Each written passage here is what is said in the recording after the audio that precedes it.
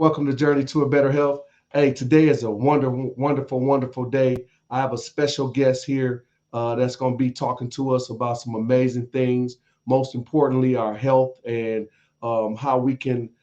There's two different sides of health. How we need to talk about making sure that we get to the doctor and also being proactive about our health and doing the right things. I'd like to introduce to the panel today, Dr. Seema Afsari. Hello, Dr. Afsari. How are you doing today? Hi, Lorenzo. I'm doing great. How are you? Good. I'm just really grateful to have you on. As a matter of fact, not only are you a friend, but you are also my children's doctor now. Yeah. And we've had quite a few conversations and had an opportunity, which is an honor, by the way. It's really hard these days to find a doctor that actually believes in natural health, and you really got me and my wife to understand that not only it's not just about the natural health, but you also have to you need the doctor because you also got to find out what's going on with you. You got to understand your diagnosis. So, and then the other thing is you had an opportunity to take a look at our story, and you also believe in the journey that we are on. So, tell us a little bit about yourself. All right. Well, thank you. So I'm a board certified family doctor. I do primary care, but I have a special interest in integrative and holistic medicine. So a lot of what I do is to help people understand, how lifestyle can play a huge role in both prevention and treatment of all sorts of diseases. I like to kind of lean on both types of medicine to help everybody. Um, Talk a lot about food, what goes in our body, how we deal with stress, how we deal with hormones, how we deal with sleep dysfunctions. And sometimes we make modifications in those areas where we get to the underlying issues, and that really helps with the symptoms people experience. Dr. Afsari. So after hearing about a story like my story, obviously being told that I had 3 months to live, and us kind of turning down all traditional medicine, when we first connected with you and you found that out, you were really excited about a story like that. Why were you excited like about a story like that?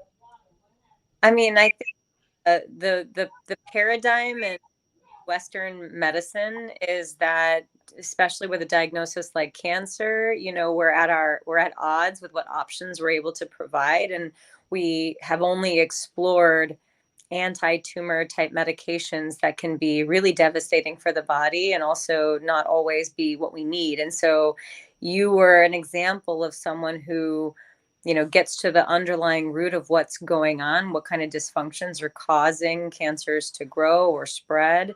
And you can turn things like that on and off. There's a concept called epigenetics where you might be vulnerable or predisposed to some kind of condition, whether it be cancer or some autoimmune condition or other problem, even anxiety, even mental health. But if you get to the underlying parts of the body that are imbalanced, you can kind of support that, and the body wants to heal itself, so our job is to figure out what's causing it to go imbalanced and get to the root of it and clean that stuff up. What do you think that in your opinion, you do you definitely believe that being proactive with the foods that we eat can definitely eliminate some sicknesses in our body?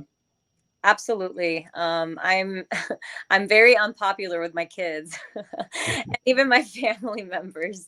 They Yeah. think I'm a little nuts, but I think it begins at a young age. I think that the more that we can train our bodies to understand and our palates to understand what real food is, what kind of things cause problems down the line. I mean, we can, the whole ounce of prevention is worth a pound of health or something like that. I think it matters a lot. The earlier that we can intervene and set things right, the better. You decided to become a doctor. When you first became a doctor, did you believe in the holistic journey, or you just believe that it's two-sided, that you need both sides? What's your thoughts on that? I'm an osteopathic physician, and the inherent philosophy in osteopathy is is that the body is a unit, that structure and function are related. The body has a natural ability to heal itself.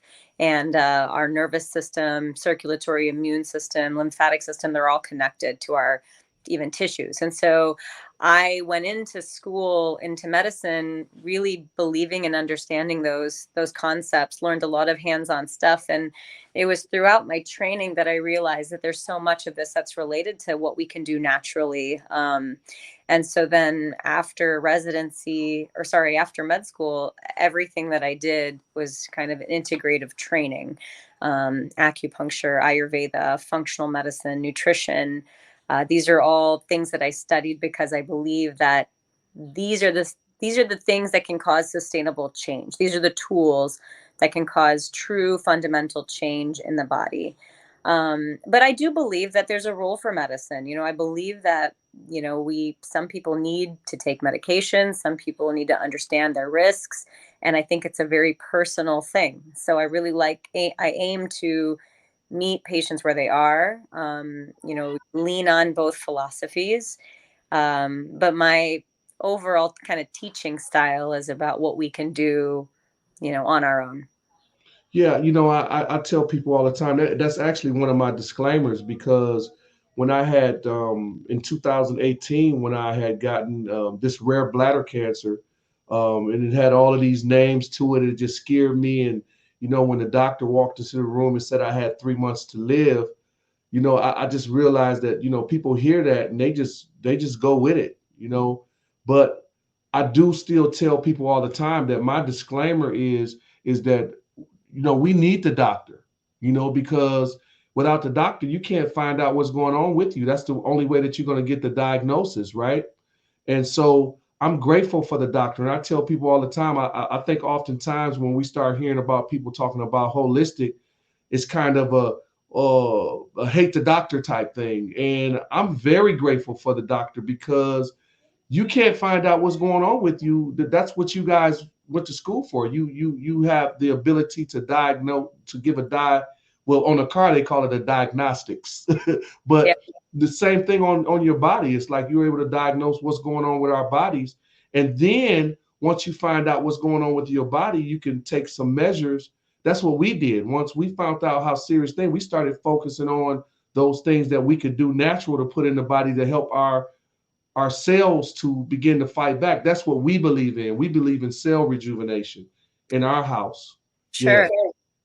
Yeah, that's exactly right. I mean, yeah, we have to do sort of diagnostic type testing to see what's going on, where the imbalance is.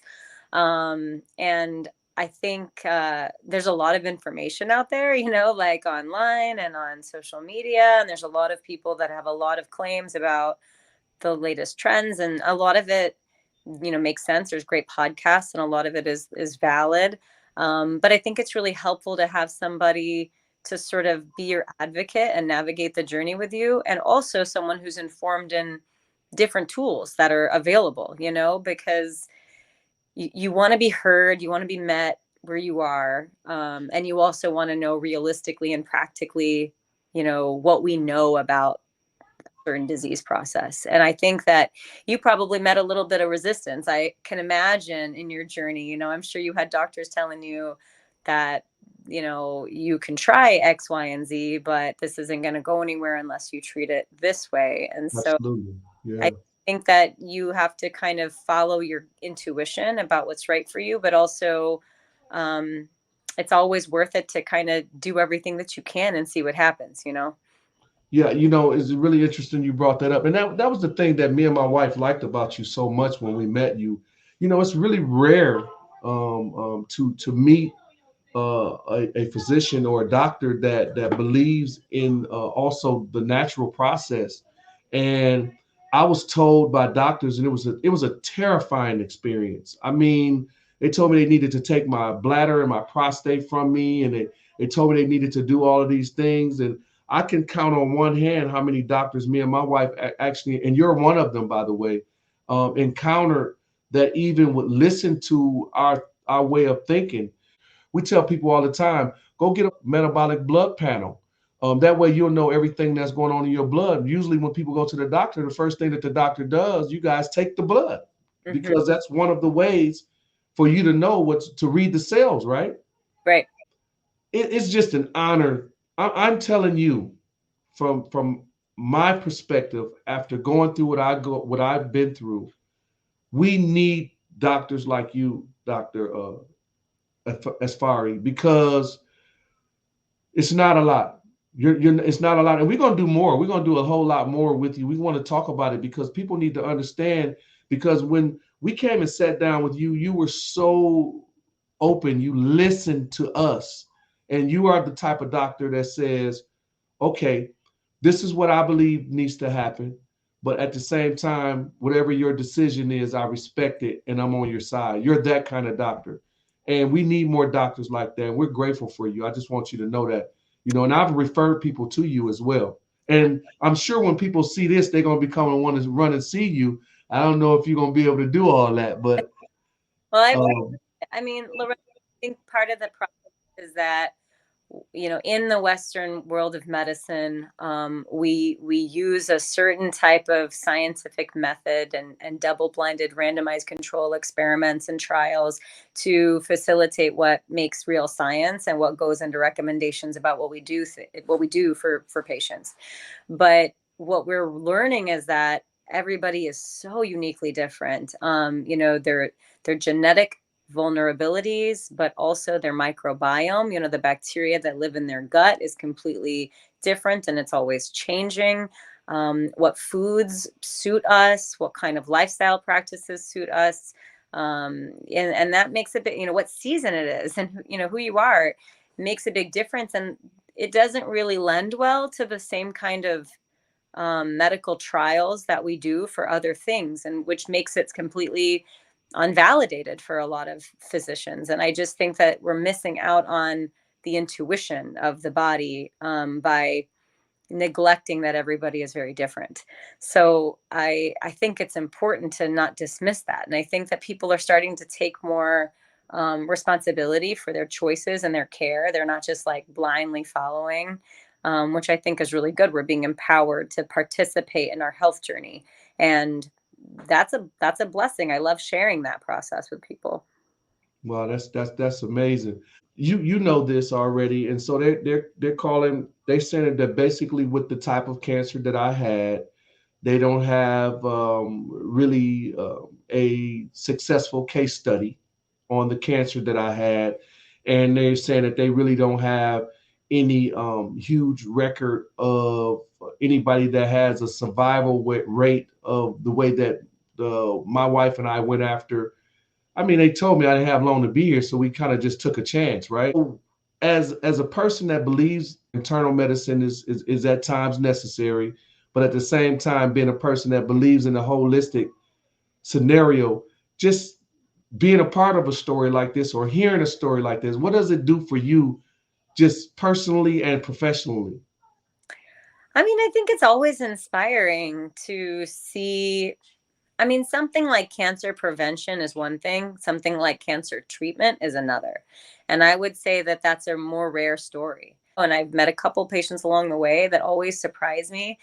And not because I don't have faith in it, but just because cancer is sort of that big elephant in the room that feels like there's nothing we can do besides put these anti-cancer drugs in the body.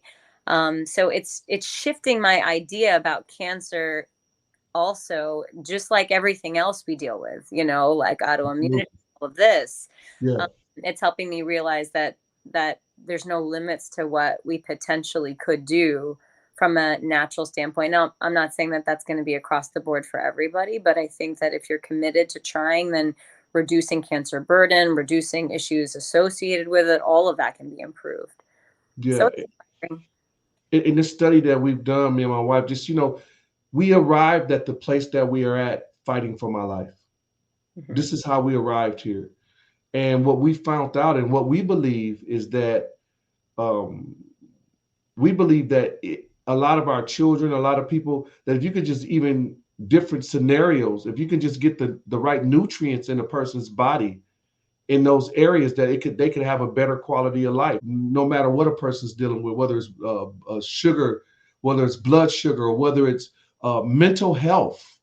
We believe that if a person even that's dealing with mental health, if they could get the right nutrients in their body, to feed them the right things, start putting the right stuff in their body, that they could even have a better quality of life. Absolutely. Which, Mental health is particularly a strong interest of mine. I've got a lot of family members and family history and personal history that I think, and not only that, as a primary care physician, I mean, I see mental health pretty much every day, almost every patient, almost every day. So it's a huge component of what I deal with, both with adults and with kids, which is really sad to say. Adolescents, teenagers with some very significant, anxiety and depression and suicidal thoughts and eating disorders, all of this trauma. Um, yeah, I think that, yeah, there are circumstances in life that can make those vulnerabilities come out, but how we process our hormones, how we process our neurotransmitters, how our liver metabolizes them, what nutrients are being digested from our food, what our microbiome is doing, it matters. And we're seeing a lot of research in that field of the relationship between the gut and the brain. yeah, Um, so there's a lot more to it. And like you said too, you received a very scary diagnosis that would be considered sort of a trauma. And traumas are sort of opportunities for the body to imprint um, on the neuronal circuitry, on the nervous system, imprint whether something is going to be beneficial and be good for the body or negative. And you took that diagnosis and you completely 180. I mean, you changed your life. And I yeah. think that that's a pretty amazing thing. And other people that have had traumatic experiences, I think, again, should be informed that there's opportunities there to reset the nervous system, to change things so that you can get the body doing what it's supposed to do. But that's powerful. So are you saying, wow, I'm trying to take all this in. I'm gonna have to watch this over and over again to just, so you're saying to me that trauma can set your body to sickness? Is that basically what you're saying? Or Yep. cause the mental, yeah, because I believe that I found out later on, we all have mental health, right? But I found out that there's a difference between mental health and a mental health disorder. Right. And I know that I have a mental health disorder, but it's from medical trauma. And so I suffer from anxiety. Right. Yeah. And no, Lorenzo, it's exactly that. And there's a bunch of research on this now. There's a great book, if anybody's interested in learning about it, called The Body Keeps the Score. But these are well known understandings. They're called, there's an ACE study that was done, adverse childhood experiences. And if you've experienced certain things in your household, like, a broken family, violence in the household, substance abuse disorder, an imprisoned family member, neglect emotionally, or just loss of someone at a young age, or assault or whatever. There's so many things, or diagnosis of cancer, or losing a child, or I mean, all of these find their way into the body, and they can change the way that we function.